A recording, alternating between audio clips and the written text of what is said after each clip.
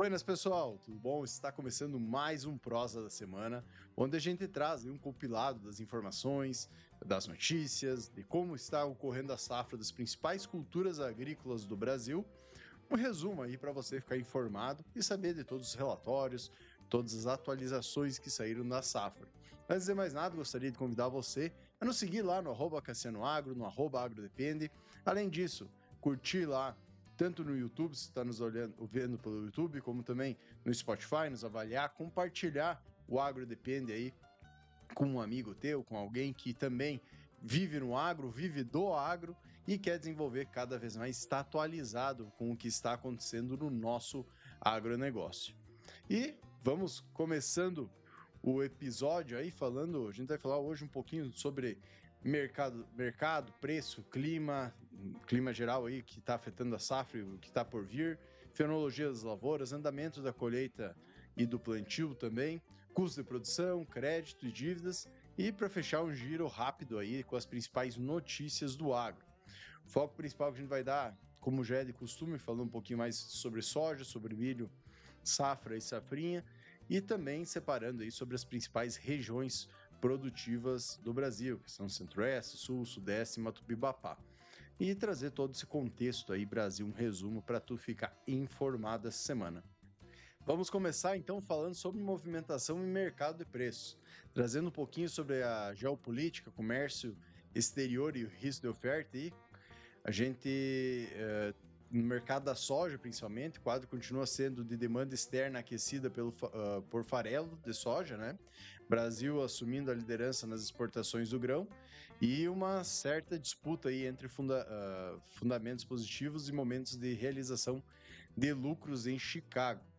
Enquanto isso, o conflito aí na região do Estreito de Hormuz continua elevando a percepção de riscos no petróleo e também no frete internacional. Isso acaba encarecendo diesel, fertilizantes nitrogenados e fosfatados e toda a logística aí de importação de insumos e também a logística interna que a gente tem para levar esse grão aí, como, querendo ou não, o modal principal aí do Brasil é rodoviário, né? Então a gente usa muito caminhão, a gente não tem muita ferrovia, por exemplo, podia diminuir um pouco esse custo, acaba afetando um pouco mais também nosso preço interno. Esse efeito aparece de forma muito clara nos boletins aí que o IMEA nos disponibilizou. Na soja, então, 26, 27, Mato Grosso, custeio subiu de 6,98% em um mês, chegando no total aí estimado por hectare agora para a próxima safra, de custo de R$ 4.435,40, principalmente aí por causa do aumento do diesel e dos fertilizantes, que traz essa parte que a gente comentou do aumento aí das tensões lá no Estreito de Hormuz, o que ele pode afetar para nós, mesmo sendo lá longe, né? No milho, 26, 27, custeio também então aumentou, foi para R$ 3.686,80 por hectare, com um aumento de 3,38% no mês, puxado também por fertilizantes e defensivos. Ou seja, aí, mesmo quando o soja e o milho têm uma semana um pouco mais positiva nas bolsas, como foi nessa última semana, a margem do produtor aí continua sendo apertada por causa dos custos de produção. E daí traz uma coisa que a gente já comentou algumas vezes, sempre acaba comentando novamente no episódio. A importância da gente travar o nosso custo de produção em sacos de soja, porque a gente começa a trabalhar não por valor que está sendo o saco de soja e o produto, mas sim a gente começa a trabalhar com a questão do índice, não, vamos dizer assim, do poder de transformação de sacos de soja em produto. Então a gente tem que calcular o nosso custo de produção sempre como sacos de soja, independente de qual seja o preço dos dois. Claro, a gente vai usar de base para calcular isso, mas a gente tem que saber quanto a gente está disposto a gastar, por exemplo, com fertilizantes, com fungicidas, com herbicidas, com semente, com diesel, enfim, todos os custos de produção em sacos do produto que tu vai produzir, soja, milho, enfim, o que for. Porque ali tu vai conseguir travar e ter uma noção de quanto tu vai ter que produzir para daí sim tu tirar lucro a partir disso. Então entra nessa parte para não estar tão refém também do mercado em si. No milho, então, em particular, a valorização do real frente ao dólar tirou competitividade do Brasil na exportação e pressionou os contratos aí na B3. Isso tem peso maior no Centro-Oeste, onde o volume exportado é grande, e também no Mato Pibapá, que depende muito aí dos corredores do Arco Norte. Trazendo um reflexo do preço da soja aí por região, a gente trazendo aí, usando os dados médios da semana do dia 20 a 24 de abril. Então, no Centro-Oeste, Mato Grosso Sul, no Mato Grosso, o preço médio da soja ficou em torno de R$ 103,18, com uma leve alta semanal e de cerca de 0,49%, mas ainda com queda anual em quase 6%. No Mato Grosso do Sul, a soja fechou a semana em R$ 110,80, com uma alta aí de 1,65% na semana, mas queda aí de mais de 6% em relação ao ano anterior. Já em Goiás, o preço médio foi de R$ 106,66 por saco, praticamente estável aí na semana, com variação de menos 0,036%, e também com uma queda anual próxima aí de quase 6%. Para ser mais exato, 5,7%. O Centro-Oeste, então, como um todo, continua com bons volumes de oferta, preços pressionados pelo câmbio e pelo grande fluxo de caminhões para o porto, mas com um mercado que ainda encontra liquidez, principalmente no Mato Grosso, onde o diferencial de base como Chicago permanece bem negativo. Para a região sul, no Paraná, a soja ficou em torno de R$ 110,94, com uma queda semanal aí de 0,85% e o recuo anual de cerca de 4,6%. No Rio Grande do Sul, o preço médio foi de R$ 115,89, com queda de 2,08% na semana e perda anual acima dos 2%. Em Santa Catarina, a soja ficou por volta aí de R$ 116,52 a saca, estável na semana, mas com recuo anual aí em torno de 3,5%. Então, na região sul, a pressão vem aí na reta final da colheita e na necessidade de escoar essa produção, principalmente aqui no Rio Grande do Sul, que colhe um pouco mais tarde. O produto aí o produtor segura um pouco a venda, esperando aí preços um pouco melhores, mas a relação de troca com fertilizantes está bem longe do ideal ou do que a gente viu em outros anos, ainda mais por causa desse aumento aí dos custos muito forte comparado ou melhor, não comparado, mas por causa do conflito no Estreito de Hormuz. Vindo para o Sudeste, então, pegando São Paulo e Minas Gerais, em São Paulo a saca de soja ficou em R$ 113,94, praticamente estável na semana, com uma queda de 0,13% e recuo anual em torno de 4,1%. Já em Minas, a média foi de R$ 109,92, praticamente sem variação, com alta semanal de 0,3% e queda anual acima de 5,5%. O Sudeste, então, sente muito o custo logístico e a concorrência com o Centro-Oeste nos portos. A margem fica comprimida, especialmente onde a produtividade não foi tão alta. Vindo para o Mato Pibapá, então, lembrando que é a região norte, praticamente, que une Maranhão, Tocantins, Piauí, Bahia e Pará. Então, na Bahia, soja em torno de R$ 112,50, com alta semanal de 1,24%, praticamente em linha com o que foi pago ano passado. No Maranhão, uma média de R$ 107,51, com uma leve queda semanal de 0,95%. Piauí, preço no Piauí, né, de R$ 113,13 por soja disponível, pequena alta na semana de 0,44%. Tocantins, então, a soja em R$ 104,00 por saco, estável na semana, mas com uma queda anual de 7%. Já no Pará, o valor médio é de R$ 115,36, estável na semana e com uma pequena queda anual aí, cerca de 2%. No Mato Pibapá, então, o produtor consegue preços um pouco melhores que no Mato Grosso, em função da proximidade com os portos do Arco Norte, né? A gente tem que lembrar que boa parte da soja, pelo menos a BR-163, ali, Lucas para cima, eles vão para os portos do Arco Norte, né? A proximidade comparado a Santos é maior, diferente da região sul, que a gente tem um modal ferroviário que pode levar isso para outros portos também, né? Mas no Mato Grosso, aí, metade do Mato Grosso para cima, vindo pelo 63, é a Miritituba, né? Que acaba indo. Mas também aí, enfrenta custos elevados de insumos e agora um risco climático maior principalmente quando a gente vai falar de milho segunda safra, né? O milho safrinha. Trazendo um pouquinho também dos preços de milho por região, no centro-oeste, então, no Mato Grosso, a gente tem milho a R$ 44,82, com queda semanal de 3% e uma queda anual muito forte de quase 30%. Então, isso aqui mostra que a gente ainda está dependendo das exportações. Tem mercado ainda para a gente aumentar de usina de etanol para melhorar os preços e manter um preço médio estável melhor no Brasil. Querendo ou não, isso que movimentou muito o mercado do milho aí no safrinha, e que se a gente tivesse mais incentivos, na minha visão, para até mesmo uma troca de combustível, né? Sair um pouco da gasolina e ir mais pro álcool. Eu, no tempo, morei no Mato Grosso, praticamente só abastecia com álcool meu carro pessoal, muito por causa do preço, que valia muito a pena, e também porque é um bom combustível, né? Então, se o Brasil conseguisse investir um pouco mais, investir não, mas dar melhores benefícios para essa produção, provavelmente iria aumentar o consumo também, com isso melhora os preços, melhora toda a cadeia.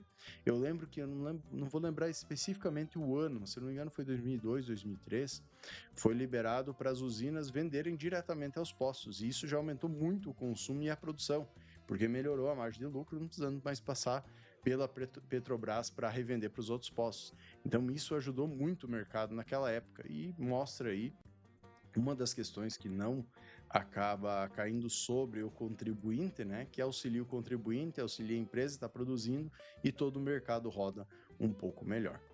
Pegando o Mato Grosso do Sul, então, média de R$ 52,57 por saca, com queda semanal de 2,83% e recuo anual perto dos 16%. Já no Goiás, o milho, então, a R$ 53,14 por saca, praticamente estável na variação semanal, mas com uma queda anual de quase 22%. O Centro-Oeste, então, é o principal impactado pela menor competitividade do milho brasileiro na exportação, que pressiona aí os preços internos justamente no momento de custo de produção mais alto. Então, é o que a gente já vinha comentando da importância, às vezes, de tu conseguir travar lá atrás para tu garantir o melhor preço. Claro que não é sempre possível isso. Vindo para a região sul, no Paraná, então, o preço médio do milho está em R$ 53,18 por saca, praticamente estável na semana, mas com uma queda anual de 7,5%.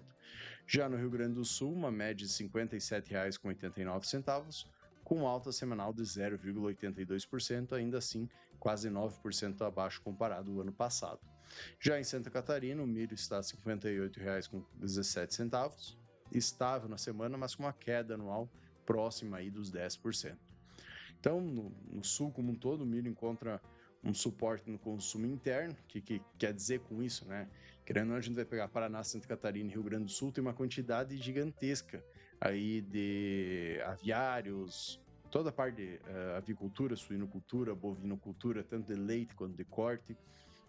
Então, todo o milho praticamente produzido no Rio Grande do Sul, e tem que vir no Rio Grande do Sul não, na região sul, e tem que vir uma parte para fora, né? Quando a gente vai pegar de aves e suínos, principalmente Paraná e Santa Catarina, é muito mais forte do que já foi o Rio Grande do Sul. Basicamente, todo milho é consumido internamente, então falta milho, e por isso os preços um pouco maior e uma menor instabilidade nos preços, né? Então, entra essa importância do mercado interno poder utilizar o máximo possível da produção. E isso é uma questão que a gente já comenta há muito tempo, que a gente precisa aumentar a agroindustrialização, que é pegar essa matéria-prima que a gente é muito eficiente para produzir no agro, e a gente é muito eficiente também para produzir carne, né? Então, só que como a gente tem uma quantidade produzida, principalmente no centro-oeste, muito grande, a gente tem um potencial gigantesco de aumentar ainda mais essas indústrias, trazendo emprego, trazendo maior quantidade de impostos pagos, querendo ou não, trazendo maior infraestrutura, maior estabilidade interna na produção, maior utilização e movimentação de dinheiro entre produtores, empresas, enfim, acaba todo o ciclo melhorando, né? Então entra naquelas questões básicas, melhorar a infraestrutura para tu poder também ter um custo mais baixo, para tu conseguir ter uma indústria mais competitiva, para tu ter mais investimentos em estrutura, em indústria, em empregos. Então, é um contexto geral, né? A gente está num ano bem importante, anos de eleições aí, que a gente pode auxiliar, querendo ou não, votando corretamente em melhorar esse cenário que a gente sabe aí que está bem complicado. Aqui eu moro em Ijuí atualmente, mas sou de 13 de Maio, perto de Santa Rosa, Horizontina, onde a gente tem em Horizontina uma das maiores, se não me engano, a maior fábrica da John Deere, por exemplo, da América Latina. Vamos pegar a ACO, que fica em Santa Rosa, ambas, na verdade, todas as indústrias, né, metalurgia, vamos dizer assim, né, agrícolas, que produzem máquinas, produzem implementos, todas elas estão paradas, não paradas, mas estão num ritmo desacelerado, tiveram que demitir muitas pessoas porque não está tendo venda, né? Por não estar tendo esse movimento de compra pelo produtor, muitas vezes por não estar acreditando que vai conseguir pagar, muitas vezes por causa que o juro está muito alto, então tem diversas coisas que acabam acarretando. Por isso é uma coisa que é sempre importante lembrar. O preço, ele nunca está ligado, ou melhor, um benefício muitas vezes que é dado para o agro, ele não está ligado simplesmente ao agro, o agro vai ganhar dinheiro, como a gente ouve alguns falando. Não, ele movimenta toda uma cadeia, ele é o início de uma cadeia. Então, se esse início não está funcionando, o restante da cadeia também não funciona. E daí é o que muitas pessoas de grandes centros não conseguem entender, que se tu não ter o agro ali desenvolvendo, gerando uma riqueza inicial, tu não consegue distribuir essa riqueza posteriormente. Então, só uma questão que me veio agora na cabeça, achei interessante a gente comentar, que muitas vezes a gente ouve muitas críticas e uma visualização do cenário geral, né? Vindo então para a região sudeste, São Paulo e Minas, aí em São Paulo, o milho está em torno de R$ 59,64 por saco, uma alta semanal de 2,9%, mas ainda com queda anual de cerca de 16,7%. Já em Minas Gerais, uma média de R$ 60,40 por saco, com uma leve queda semanal de 0,88% e recuo anual acima de 15%. No Sudeste, então, a proximidade de grandes centros consumidores e setor como ração e indústria de proteína garante uma demanda um pouco mais estável, mas não suficiente para recuperar o patamar de preços do ano passado. Vindo para o Mato Pibapá, Bahia, então, o milho está em R$ 57,36, uma queda semanal forte de 6,18% e recuo anual acima dos 20%. Maranhão está em R$ 63,54 por saco, com uma alta semanal de quase 3%, mas uma queda anual aí de quase 13%. Piauí, uma média de R$ 69,38 por saco, com uma queda semanal de 3,41%. Já no Tocantins, R$ 56,00 por saco, estável na semana, mas com uma queda anual significativa de 22%. Vindo para o Pará, então, o milho está em R$ 76,98, praticamente R$ 77,00 por saco, com uma alta aí de 1,89% na semana, ainda assim cerca de 15,7% abaixo comparado com o ano passado. O Mato Pibapá aí mostra uma grande dispersão de preços, com valores melhores no Pará, em alguns portos no Maranhão e Piauí, mas um quadro geral de queda em relação a 2025. O que, somado a custos altos, aí liga o alerta para o safrinha. Trazendo um giro rápido aí nas outras culturas também, arroz, feijão e algodão. No arroz, os dados mostram preços médios, em média de R$ 61 reais com 50 centavos no Rio Grande do Sul e 58,27 por saco em Santa Catarina, com uma leve alta semanal, mas ainda bem abaixo do preço do ano passado, especialmente no sul, que concentra aí a maior produção, ou seja, que Rio Grande do Sul e Santa Catarina. No feijão cores, né, que é todos a não ser o feijão preto, os preços seguem em patamares altos em vários estados, com destaque para a Bahia acima de R$ 329,00 por saco. Já no Paraná, ao redor de R$ 301,00 por saco, refletindo oferta mais ajustada. No algodão em pluma, o custo de produção no Mato Grosso para a safra 26-27 foi projetado acima de 18.000 18.600 por hectare de custo total, com um forte peso aí de fertilizantes e corretivos, que aumentou, como todas as outras culturas, né? O diesel também acaba afetando, e impactado diretamente pelo cenário geopolítico.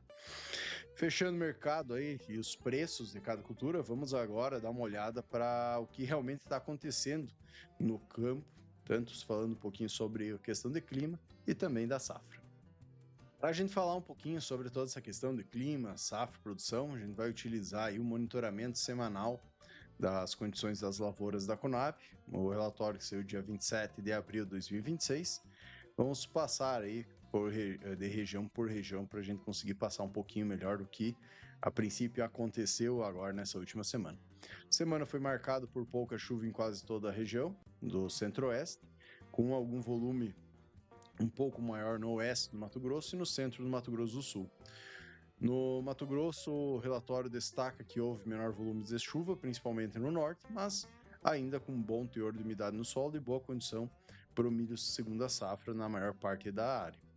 E no Mato Grosso do Sul, as lavouras de milho safrinha ainda apresentam boas condições de clima, embora com redução das chuvas nas regiões nordeste e sudeste do estado.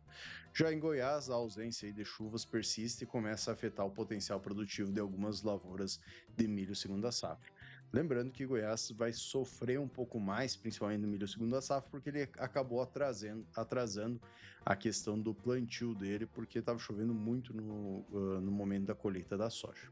Vindo para a região sul, então, no Paraná, o clima foi mais seco e quente, o que permitiu o avanço da colheita do milho primeira safra ainda, que está na sua fase final, mas com chuvas mais volumosas no centro e leste na previsão, ajudando aí a recompor a umidade do solo para o milho segunda safra. Então a gente sabe que a região mais alta ali faz uma safra de milho, a região oeste, aí mais vindo perto do Mato Grosso do Sul, de São Paulo, aquele canto lá já tem uma produção um pouco maior de milho safrinha, então acabou auxiliando. Em Santa Catarina, aí resta cerca de 2% de área de milho primeira safra para colher, com alguns problemas de qualidade de grãos, qualidade nos grãos mais tardios. Já no Rio Grande do Sul, as chuvas foram irregulares, atrapalhando um pouco a evolução da colheita em algumas regiões, mas com bom rendimento médio aí nos grãos já colhidos. Vindo para o sudeste, praticamente não houve precipitações significativas, com exceção do extremo sul de São Paulo, e em Minas Gerais o tempo firme ajudou a avançar a colheita no milho primeira safra, que se aproxima aí da metade da área, mas a escassez de chuva já começa a provocar estresse hídrico em algumas lavouras de milho segunda safra. Em São Paulo, a colheita então de milho primeira safra está praticamente finalizada, beneficiada por esse período mais seco, né? Então já praticamente encerrou. Vindo para o Mato Pibapá, no Maranhão, as lavouras de arroz irrigado estão em enchimento, maturação e colheita, e para o milho segunda safra, o relatório aponta início de perdas pontuais por estresse hídrico no sul do estado. Já no Tocantins, as chuvas seguem regulares, viabilizando bom desenvolvimento do milho segunda safra, mas com relatos de acamamento em áreas de arroz e surgimento de brusone devido à alta umidade e temperatura. No Piauí, a escassez de chuvas e altas temperaturas afeta lavouras de milho em fase reprodutiva, enquanto aí o feijão e a soja estão com a colheita já mais avançada. No Pará, as chuvas foram volumosas, ajudando tanto o andamento do plantio como o desenvolvimento do milho segunda safra e a fase final de colheita de soja. Falando um pouquinho agora das previsões climáticas aí para a próxima semana, ou para essa semana que está saindo o relatório, né? Trazendo alguns dados do Climatempo e do IMET. Para a próxima semana, então, a questão no centro-oeste, não são esperadas chuvas significativas na maior parte das regiões. Os poucos acumulados se concentram no oeste do Mato Grosso e no centro do Mato Grosso do Sul. Isso tende a reduzir ainda mais a umidade do solo, com risco elevado aí para o milho segunda safra no centro, leste e sul de Goiás e no leste e sudeste do Mato Grosso do Sul. Para o produtor, isso significa atenção redobrada nas áreas de infloração e enchimento de grãos que são as mais sensíveis aí pela falta de umidade, né? Vindo para o sul, a previsão indica chuvas mais volumosas no centro e leste do Paraná e na metade sul do Rio Grande do Sul. Para o milho safrinha do Paraná, essas chuvas são bastante benéficas, né? Tendo que ele já está na floração para frente, a maior parte, para recompor então o armazenamento de água no solo e em parte das áreas. Porém, em regiões onde ainda há colheita de soja e milho primeira safra, essa chuva pode trazer atrasos pontuais e algum risco de perda de qualidade em áreas mais baixas, principalmente. Então, aquele soja ficou bem mais tardio, o pessoal deixou, principalmente na região sul, para colher pós-arroz, e às vezes é um atrasado na colheita do arroz, porque o que acontece? Geralmente o pessoal, as áreas mais alagadas, planta primeiro o arroz, depois ele planta a soja, para tu não ter um problema de falta de maquinário, de mão de obra para colher, senão vai cair as duas colheitas junto, né? Imagina a zona que dá. Então, geralmente você planta e colhe primeiro o arroz, depois a soja. Então, muitas vezes se atrasou um pouco o arroz, vai atrasar também a soja, e nessas áreas mais baixas acaba segurando um pouco mais de água e tu tem uma tendência a perder um pouco mais caso ficar, porque essas áreas baixas ela acaba acumulando mais água por serem mal drenadas, né? Então, entra essa questão. Vindo para o sudeste, então, não há previsão de volumes expressivos de chuva em praticamente toda a região, exceto no extremo sul de São Paulo. A tendência é de aumento das áreas com baixo armazenamento hídrico, causando restrição hídrica em lavouras de milho segunda safra em Minas Gerais e também em São Paulo. Por outro lado, a maturação e a colheita das culturas como café e cana-de-açúcar continuam sendo beneficiadas. Vindo para o Mato Pibapá, na região norte do Pará, então, norte do Piauí e metade norte do Maranhão, são esperados volumes de chuvas elevados, em alguns pontos acima de 80 e até acima de 100 milímetros. Já no oeste da Bahia e em boa parte do Mato Piba, a tendência é de baixa ou nenhuma precipitação, o que mantém a umidade do solo baixa, que restringe também o desenvolvimento aí das lavouras de segunda safra, principalmente o milho safrinha. Trazendo um pouquinho da estimativa de produção aí da safra, em termos de produção, juntamente com os boletins de mercado e as estimativas da Conab e do IMEA, então, que a gente buscou para tentar trazer uma referência mais correta aqui para o programa. A soja 25-26, o Brasil tem oferta estimada em cerca de 189,6 milhões de toneladas, com produção recorde estimada em 179,15 milhões de toneladas, puxando principalmente pelo centro-oeste, com questão, no caso, destaque aí para o Mato Grosso.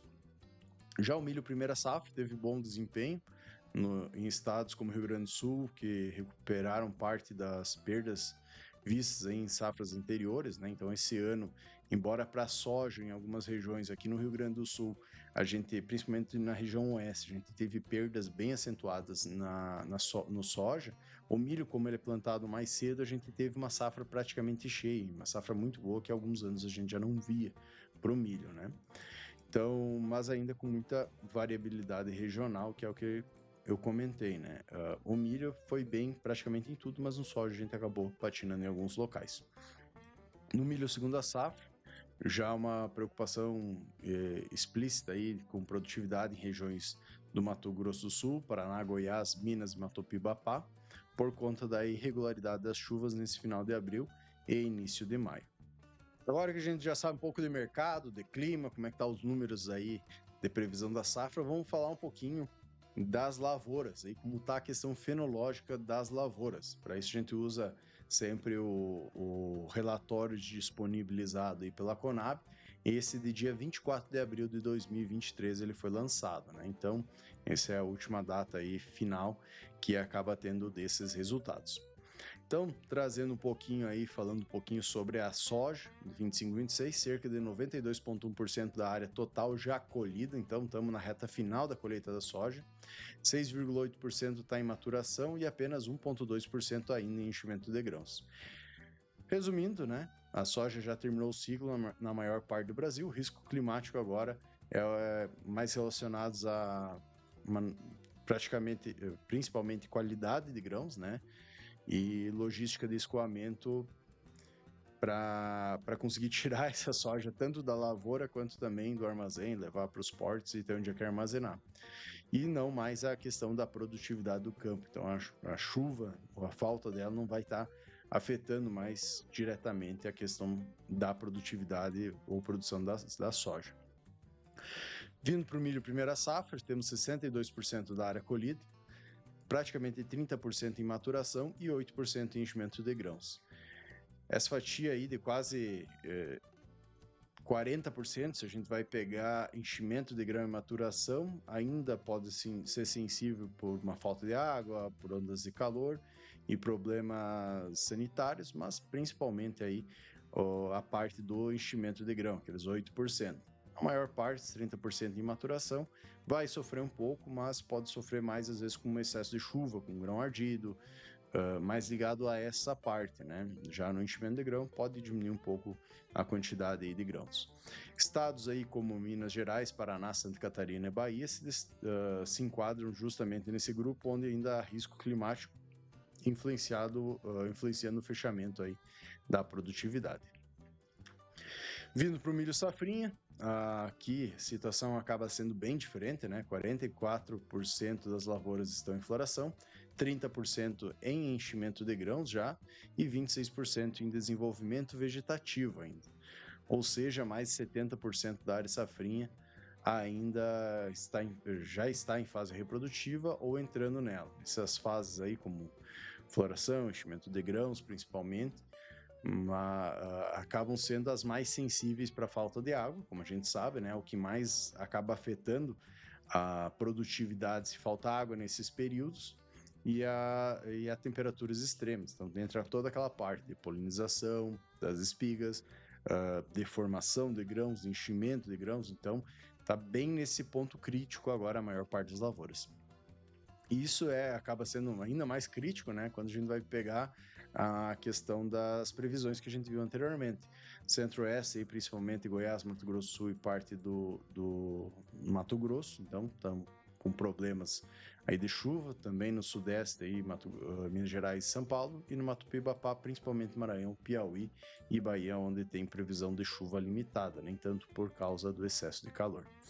Falando de outras culturas aí, arroz, feijão e algodão, o arroz está 88% da área colhida, com Rio Grande do Sul e Santa Catarina praticamente finalizando a safra.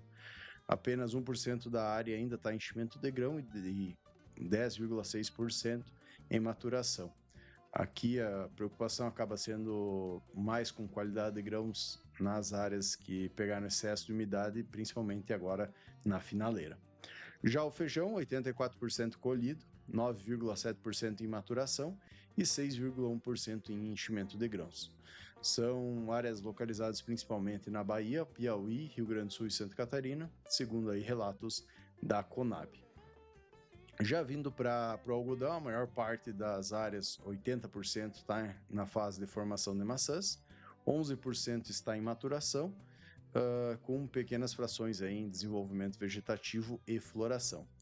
Isso exige manejo intenso de pragas e doenças. A gente sabe que o algodão ele acaba sendo uma das culturas mais técnicas que a gente tem em larga escala, né? Portanto, tanto da questão de controle de pragas e doenças, mas também toda a questão de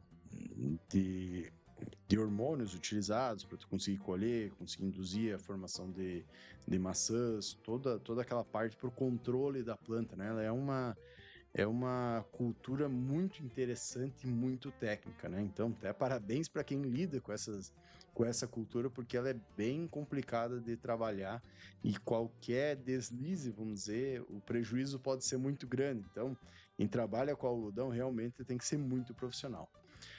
Além aí de atenção à nutrição para garantir um bom enchimento de maçãs. Então, mais a questão nutricional ainda que eu acabei esquecendo de falar. Sabendo aí, então, que fase tá as principais lavouras e principais culturas que a gente tem, vamos ver como anda um pouco o plantio e a colheita aí em todo o Brasil. Aqui a gente vai falar um pouquinho mais específico sobre plantio e colheita. Antes a gente já falou a área total Brasil colhida, que a gente vai conseguir falar um pouquinho mais por região como está as colheitas e plantios em cada região. Colheita, então, da soja no Brasil chegou em cerca de 92% da área, com um quadro resumido no centro-oeste, praticamente 100% da área colhida. Na região sul, Paraná e Santa Catarina, com colheita praticamente finalizada, e Rio Grande do Sul avançando para a parte final, aí, com algumas irregularidades de clima. Já no sudeste, São Paulo e Minas Gerais, com colheita também encerrada. No Mato Pibapá, Bahia e Tocantins também na reta final, e no Maranhão e Piauí, Bahia e Tocantins, quer dizer, já está na reta final, e Maranhão e Piauí com colheita já avançada, mas ainda com áreas de enchimento de grãos e maturação. No milho primeira safra, a colheita de milho já está em 62% a nível Brasil. Pegando na região sudeste, a gente tem em Minas se aproximando da metade da área colhida, com tempo firme ajudando, e em São Paulo com colheita praticamente encerrada. Já na região sul, no Paraná, em fase final de colheita, facilitada pelo tempo mais seco. Em Santa Catarina também, cerca de 98% da área colhida, restando poucos salhões tardios, com relatos de queda em qualidade de grãos. E no Rio Grande do Sul, com avanço mais lento por conta do clima instável, mas praticamente já encerrado também. No Mato Pibapá, Bahia com colheita em andamento. Piauí começando a colheita de forma inicial, né, ou pequena. E no Maranhão e Tocantins, com o início ou avanço progressivo da colheita em áreas mais precoces. Aqui é bom lembrar que não entra o Centro-Oeste porque ele praticamente não tem milho safra aí, né? Vindo para o milho safrinha, a semeadura do milho safrinha, como a gente já comentou nos outros relatórios, está encerrada, né? Já se encerrou nos principais estados aí que acabam plantando milho safrinha, até para relembrar os principais estados. Então, Mato Grosso do Sul, Goiás, Paraná, Minas Gerais, Tocantins, Maranhão, Piauí, Bahia e Pará. O foco agora é totalmente no desenvolvimento das lavouras e na disponibilidade de água ali, que vai ser um dos principais fatores que vai definir a questão da produtividade nas regiões. Vindo falar um pouquinho de arroz e feijão, então, o arroz, 88,3% da área colhida no Brasil, com Rio Grande do Sul e Santa Catarina finalizando, mantendo boas produtividades, apesar de alguns problemas pontuais de qualidade, principalmente em áreas que ficaram alagadas e não estão tendo boa drenagem.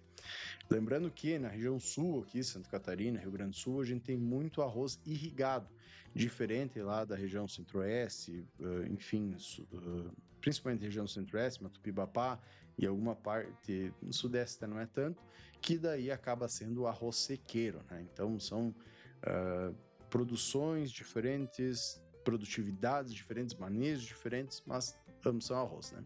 Feijão primeira safra, então, 84% da área colhida, com a safra entrando aí na reta final. Já falamos um pouco aí sobre o campo, sobre produtividade, fenologia, questão também de como está o plantio e as colheitas, e agora vamos falar um pouquinho sobre os custos, insumos, créditos e dívidas. Isso é muito importante a gente lembrar que é uma das principais questões que acaba acarretando tanto nosso potencial de aumento de áreas, de investimento nessas áreas, né? E a gente sabe que bate direto aí no bolso do produtor e que acaba segurando ou movimentando muito todo o nosso mercado. Na parte de custo de produção, então, os boletins do IMEA trazem um alerta forte, especialmente para o Mato Grosso, mas que serve aí de referência para todo o Brasil. Na soja e safra 26-27, o Mato Grosso, o custeio de soja foi estimado, como comentei anteriormente, em R$ 4.435 por hectare, com uma alta mensal em 6,98%. Desse total, então, para a gente entrar um pouquinho mais no dado que praticamente foi só uma notícia antes, né? Fertilizantes e corretivos representam 46,7% do custeio, com um gasto projetado de R$ 2.071, alta de quase 11% no mês. Então aqui foi um dos pontos que mais afetou aí esse aumento de custos. Semente está custando cerca de R$ 450 por hectare, defensivos em torno de R$ 1.352. Operação mecanizada somando R$ 267 por hectare, pressionados principalmente pela alta do diesel, mas aqui a gente pode ver que quem manda realmente no aumento é a questão do fertilizante, né, e corretivos. E o diesel no Mato Grosso subiu de R$ 6,35 por litro para R$ 7,21 por litro entre fevereiro e março, um aumento de 86 centavos por litro. Pela quantidade que é utilizado por hora por cada maquinário, isso é algo bem relevante. Considerando então uma produtividade média projetada para 66 sacos por hectare, esse custeio equivale a algo em torno de R$ 67 por saco, só para cobrir o custo variável da lavoura, sem contar aí o custo fixo, financeiro e remuneração do produtor. Então, tem que produzindo R$ 66, produzindo 66 sacos por hectare, R$ 67 de cada um desses sacos vai apenas para o custo, sem contar toda a questão de custo fixo, custo de oportunidade, custo variável que a gente tem na lavoura. É só os custos, basicamente, a gente teve da lavoura, que a gente comprou, né? E utilizou para produzir, não está contando todas as outras questões contábeis. Então, aqui acaba mostrando que realmente está apertado, porque a gente pode colocar mais R$ 20 ou mais tranquilamente em cima desses custos variáveis da lavoura, sem contar custo fixo, quer dizer, uns R$ 20 a mais para esses custos fixo, financeiro, remunerado do produtor, isso sem contar o custo de oportunidade, que a gente tem que lembrar que mesmo baixando a Selic agora para 14,5%, ainda, se a gente pegasse todo esse dinheiro e colocasse na poupança não, mas no investimento aí, tesouro direto, talvez ganharia muito mais. Então, tudo isso são custos que devem ser colocados também, e muitas vezes aí entra essa parte que o pessoal comenta que praticamente não está pagando custo, que se ele jogar tudo isso, às vezes realmente não está.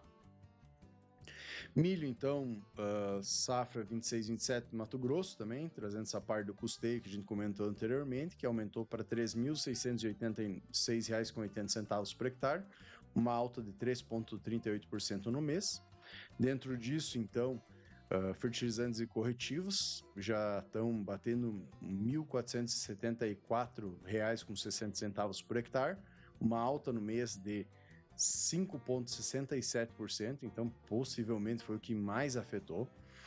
Defensivos, um custo total de R$ 895,70 por hectare, uma alta de 3% no mês. E a relação de troca aponta que o preço médio de R$ 43,48 por saco para o milho 26 e 27 em março. O que isso quer nos dizer aí? São necessários 99,06 sacos por hectare de milho para comprar 1 tonelada de ureia. Então, se a gente vai pegar, são necessários também R$ 125 sacos por hectare para comprar 1 tonelada de MAP e 125 sacos por hectare para comprar 1 tonelada de MAP e 82 sacos praticamente para comprar 1 tonelada de cloreto.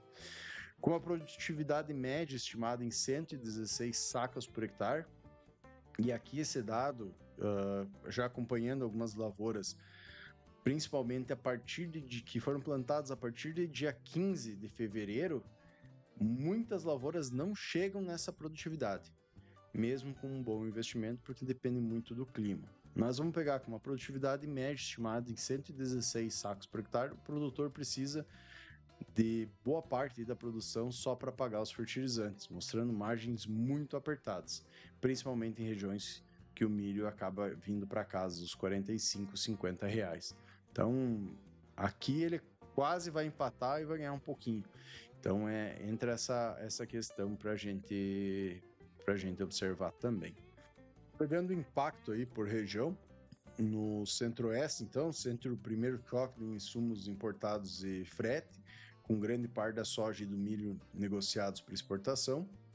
Já no sul, o impacto vem somando ao risco de produtividade variável, principalmente para o milho safrinha, pegando aqui principalmente no Paraná, né, aqui da região sul. Já no sudeste, sofre com custos logísticos internos e juros ainda elevados. E no Mato Pibapá, além do custo de insumos, há um risco climático maior nesta virada de abril para maio, que exige muito cuidado com travas e preços e planejamento de caixa também. Falando um pouco de crédito, juros e situação financeira, a Selic foi reduzida para 14,75 ao ano. Agora a gente já sabe que diminuiu mais 0,25%, então vindo para 14,5% ao ano, que nessa notícia, né, que foi pego um pouco antes, e no primeiro corte em 2 anos e agora o segundo corte praticamente em 2 anos. Mesmo assim, o Brasil segue entre os maiores juros reais do mundo, com uma taxa real ao redor aí de quase 10%, 9,5% ao ano. Para o produtor, isso significa custo de financiamento ainda bastante elevado, mas uma sinalização positiva de início de ciclo de flexibilização. Para ela, o valor bruto produzido aí, agropecuário no Mato Grosso continua em patamar historicamente alto, o que mostra a importância do setor, mas não elimina a necessidade de planejamento de fluxo de caixa e, em alguns casos, renegociação de dívidas. Para fechar a parte econômica, então, vamos para um giro rápido das principais notícias do agro. Então, trazendo as principais notícias da semana aí do dia 26 a 30 de abril, agora de 2026, né? Soja e milho sobem em meio a incertezas globais e suporte do dólar. Então, a fonte aí, Repórter Agro. Os preços da soja e milho subiram na Bolsa Brasileira, apoiados pela alta do petróleo e pela incerteza do cenário internacional. Para o produtor, isso significa janelas pontuais e melhores preços para fixar parte da produção, especialmente em regiões onde o custo está apertado, como no Centro-Oeste. Próxima notícia, então, soja realiza lucros em Chicago e recua com pressão dos derivados. Também do Repórter Agro. Em Chicago, aí, a soja teve momentos de realização de lucro, com pressão dos derivados, o que limitou aí o repasse de alta para o mercado físico brasileiro. Esse comportamento reforça a importância de acompanhar a bolsa, mais o prêmio, mais o câmbio, antes de tomada de decisão de venda. Vindo para a terceira notícia, então, colheita da soja chega a mais de 80% da área no Brasil. A fonte é a G Rural, via o Canal Rural, a colheita atingiu cerca de 82% da área, mas ainda está abaixo do ritmo da safra anterior em algumas regiões, principalmente onde o excesso de umidade atrapalhou como partes do Mato Pibapá. Isso a longo período de precipitação, depressão logística e pode influenciar a formação de preços nos portos. Vindo para a quarta notícia, alta contínua de custo de produção soja, milho e algodão. Os boletins, então, do IMEA mostram aumentos consideráveis no custo da soja, milho e algodão no Mato Grosso, puxados por fertilizantes, defensivos, diesel e custos logísticos. Essa tendência é um alerta para todo o Brasil, em especial o Centro-Oeste e Mato Pibapá, que dependem mais aí de insumos importados. E para fechar o episódio de hoje, vamos com um resumão geral para tu entender tudo que a gente trouxe aqui de uma forma mais rápida e fácil. Fechando o episódio aí com um resumo da semana do dia 26 de abril a 2 de maio de 2026. Então, mercados e preços, soja com preços relativamente firmes, mas ainda abaixo do ano passado em várias regiões. Milho, primeira safra pressionado, especialmente no Centro-Oeste, com melhor remuneração em estados mais próximos aos portos, como São Paulo e Pará.